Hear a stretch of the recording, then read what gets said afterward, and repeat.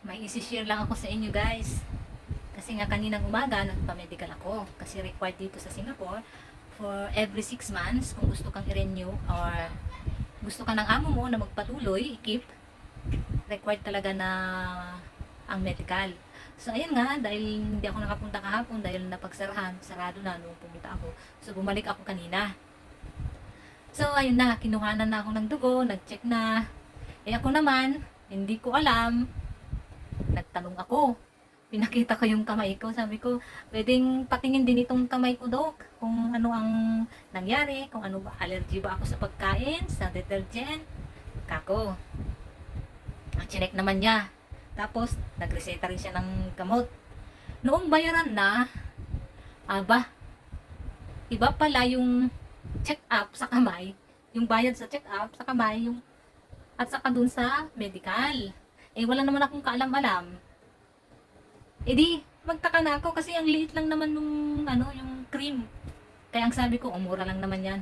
Aba, nung nagbayad na ako, ang mahal-mahal pala. So, tinignan ko yung resibo. May nakalagay doon, medical, hiwalay pala sa consultation. Eh, hindi ko naman alam. Eh, di ba dapat pag, ang akala ko kasi pag medical, kasali na kasi nagtanong lang naman ako. Di ba? Mahal pala yung, kada tanong pala may bayad. Yun ang hindi ko alam. So, tama yung sabi ni mami noon. Mahal pag nagpa-doktor ka, gold. Kasi, agwat po, umaga, tanghali, gabi, 500 na kaagad. Sabi niya. So, yun nga, tama. Kaya nung umuwi ako, tinanong ko yung sinabi ko sa amo ko, tinawagan niya kasi ang alam ko kasama na doon sa medical. Kasi yan, doon na ako eh. So, magtatanong lang naman ako. Eh, sa medical, wala naman akong itanong-tanong, di ba? Basta ko, check ka lang, kunin yung height, yung weight, saka kukuha ng dugo. Aba, bawat salita pala, bawat word, may bayad. Eh, ito naman si Muriot, alam niyo naman si Muriot. Hindi ko naman alam, nagtanong-tanong naman kasi ako. Eh, hindi ko alam, may bayad. Kaya sa mga gustong magdoktor na kayo kasi mahal, malaki pala talaga ang pera pag doktor. Yung kawawa, yung mga katulad kong kapuspalad. Kaya yung iba, minsan, hindi nila na-afford magpa-doktor kasi nga, mahal.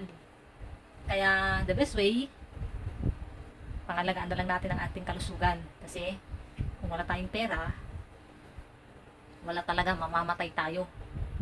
Eh pag uwi ko, eh siyempre, medyo nagalit. Hindi naman nagalit. Nag-ano lang yung amo ko kasi bakit ang mahal? Kaya nga sabi ko, sana wag na lang ako nagtanong, no. Okay, hayaan ko na lang sana na allergy yung kamay ko. Pagtsagaan ko na lang sana kaysa nagkasala pa ako. Nagtanong lang naman ako. May bayad pala ang tanong. Di doon. May bayad pala pag nagtanong ka sa doktor. Next time, alam ko na. So, yun lang guys. So, kung may pera naman kayo, okay lang magtanong kayo. Kunti na lang may dala akong extra kanina. Hindi talaga ako makakauwi.